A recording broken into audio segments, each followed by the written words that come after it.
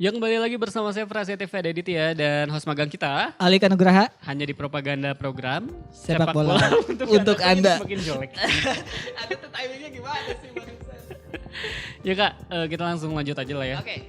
Di segmen yang kedua ini kita bakal ngebahas soal kenapa sih Betul. para investor asing ini menginvestasikan uangnya di klub Inggris. Iya, kenapa gak di klub Indonesia gitu ya? Kan udah Iya. Kan di Indonesia sekarang udah banyak YouTuber. Artis. Iya. Yang terbaru ini Kak, Pangeran paling Arab baru banget. yang lewat konsorsiumnya lah intinya. Mhm. Mereka membeli Newcastle United. Newcastle. Meskipun kabar ini tuh udah beredar sejak 2019 lah Mhm. sampai 2020 awal, tapi baru terrealisasi ya kapan ya? Awal Oktober ya? Awal Oktober ini sih 2 tahun ini gitu ya. Tapi ada hal lain Kak yang jadi sorotan, yaitu dengan masuknya si Pangeran Arab ini berarti membuat pemilik Newcastle yaitu Mike Ashley harus keluar dari klub meskipun Iya. para supporter emang gak suka kan. Iya, udah Dan dari dulu ya. ini tuh membuat orang asli Inggris Yap. yang memiliki klub di Premier League tuh jadi makin dikit. Iya. Alika punya datanya kan ya? Betul, karena ini ada dari tahun 2019 lalu dari 42 klub di Premier League dan divisi Championship, hampir lebih dari setengah yakni 26 ada pemiliknya investornya gitu dari luar Inggris. Benar, inilah peningkatan masif dalam waktu kurun 15 tahun. Karena waktu itu sebelumnya nggak semasif ini ya? iya, karena dulu 2003 waktu Roman Abramovich membeli Chelsea gitu ya, menjadi investor di Chelsea, itu hampir semua klub Inggris di divisi terutama di Championship sama Premier League dimiliki oleh orang Inggris. Oh. Hanya ada pengecualian waktu itu Fulham karena waktu itu diakuisisi oleh Muhammad Al Fayed tahun 97, tapi itu punya cuma satu gitu. Jadi dalam kurun waktu 15 tahun ini tiba-tiba jadi 20 setengahnya. Iya 62% lah. Iya. Nah, Udah dimiliki oleh orang asing. orang gitu. asing. Tapi tadi Sunda banget ya, Fulham. Maaf ya kepada orang Inggris yang nonton. Nah, Kak, terusnya dengan hadirnya investor asing ini tuh jadi muncul pertanyaan gitu. Nah, kenapa sih harus mempermasalahkan siapa pemilik klub gitu? Betul. Bukankah semua pemilik klub, semua investor itu ingin hal yang sama kayak supporter? Iya. Mereka juga kan pengen trofi kan, pengen Berprestasi, juara juga kan ya. gitu sebenarnya. Jadi sebenarnya kalau di atas kertas gitu ya, masuknya pengusaha yang berinvestasi di sepak bola Inggris sebenarnya juga indikator bagi majunya sektor industri. Industrinya ya, industri sepak bola benar. Soalnya kan selain pengucuran dana jutaan sampai puluhan miliaran pound sterling gitu ya, ini untuk prestasi dan juga prestis klubnya Ngangkat juga. Gak prestisnya, mungkin mereka benar-benar. datang ke sana untuk menjatuhkan klubnya gitu. Pasti untuk hal baik juga lah. Benar. Tapi emang harus disadari kalau pemilik asing ini kadang melupakan tradisi atau oke. melupakan kekuatan klub yang didasari oleh biasanya kan komunitas atau Komunitas, supporter di sana gitu. Rasa Benar. kekeluargaan yang udah ada di sana gitu. Saya jadi inget ini Kak Vincentan. Jadi dia Siapanya Vincent Robis tuh, Vincentan. ini anggota Smash. Aduh, Samuel Tan itu.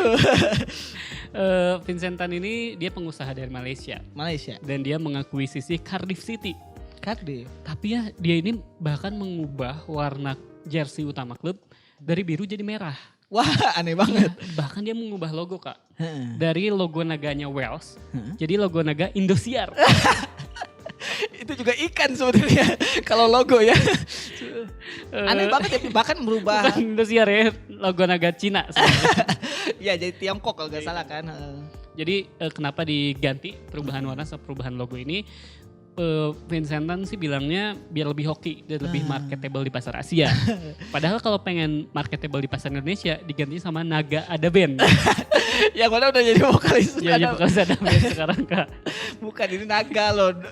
Dragon. Binatang iya. Terus ada lagi Kak cerita dari Aser Alam. Jadi dia ini pemiliknya Hull City. Sebelumnya dia ingin mengubah nama klub dari asalnya Hull City jadi Hull Tigers. Demi memancing pasarnya Amerika Serikat. Khas banget tim Amerika ya. Tim-tim Amerika. Dan ini teh ya gak bisa dipungkiri kalau misalnya pemiliknya bukan orang Inggris, yang kayak gini teh ya bisa diminimalisir gitu. Karena ya kalau misalnya orang Inggris asli kan biasanya secara kultur lebih menghargai kesakralan sama tradisi sejarah suatu klubnya gitu. Jadi ya kan mau gak mau identitas sama klub sepak bola kan hal yang gak bisa dipisahkan gitu. Ya, kalau ada orang asing ngebeli dia bisa seenaknya ngerubah logonya ganti awalnya ganti, kan itu mah beneran ngerubah tradisi klubnya tradisi, gitu, bener-bener. sejarahnya aneh banget. Tapi gak cuma di Inggris Kak, di kita juga gitu Kak. Ada nih Pelita Krakatau Steel. Oke. Dia kan di Cilegon kan. Yap. Terus pindah ke Purwakarta. Terus pindah lagi ke Karawang. Terus berubah jadi Pelita Bandung Raya. Saya pernah nonton tuh bayar gocap. PBR ya. Iya, pertandingannya gak jelas. Terus sekarang jadi Madura United kalau nggak salah. Jadi sebenarnya ya di kita juga sama sih ya.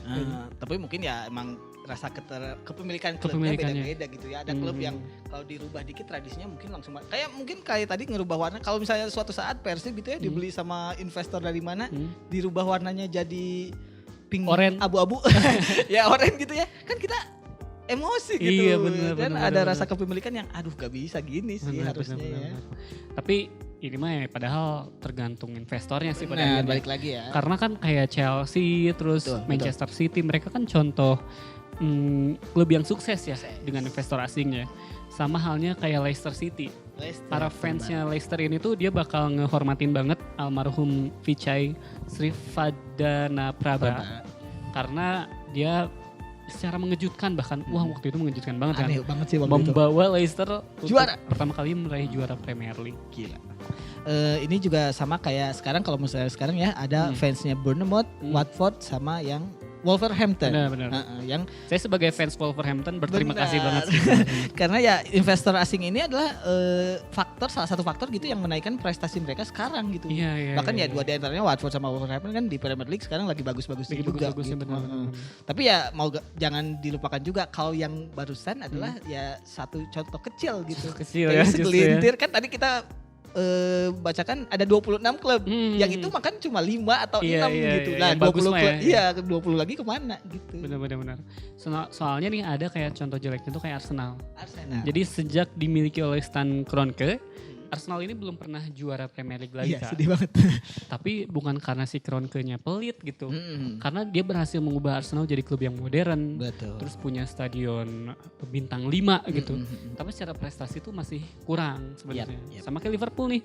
Liverpool ini udah 2 kali ganti kepemilikan sejak 2007. Iya. Dari Gillett Hicks dan sekarang di Fenway Group. Cuma untungnya Liverpool ini berhasil meraih gelar Liga Champions dan meraih gelar Premier League pertama mereka kan 2 tahun kemarin. Jadi dulu kan kalau fans Liverpool terkenalnya sama slogan ini Kak. Next year will be our year. Iya. Sekarang You'll never win anything. atau you'll never win again gitu kan. Iya. Cuma sekarang Liverpool justru jadi kekuatan yang Gila. besar gitu. Tak Setelah terhentikan. melalui proses panjang. Dan justru slogan next year will be our year itu tuh jadi kayaknya diadopsi sama supporter MU sekarang. Diganti. tahun depan. Iya, tahun depan aja, tahun depan. Jadi ya kalau mau disingkatkan emang pemilik asing di Inggris ini tidak hanya membawa kesuksesan tapi juga membawa malapetaka bagi klub itu, terutama ya tadi kan di Premier League gitu ya. Kalau di malapetaka ini biasanya terjadi di divisi Championship. Oh di bawah justru ya di divisi karena bawah. Ada salah satu penyebabnya tuh karena ya pemilik asing itu biasanya mengiming-imingi para pemainnya uang atau ya benar, hadiah benar. gitu. Kalau kalian bisa naik liga gitu ya, kalian Promosi akan gitu. mendapat bonus gede-gedean. Yang mana itu biasanya berujung pada mismanagement dan bahkan membawa penurunan prestasi, bahkan paling yang paling ditakutnya adalah kebangkrutan. Ya. Jadi sebenarnya yang terjadi sama KPR Kak waktu tahun 2012 ini kita bahas juga nih waktu beberapa waktu lalu. Di mana KPR merekrut pemain bagus termasuk si Josebo Singwa itu. Betul. Yang mantan pemain Chelsea yang mengejutkan.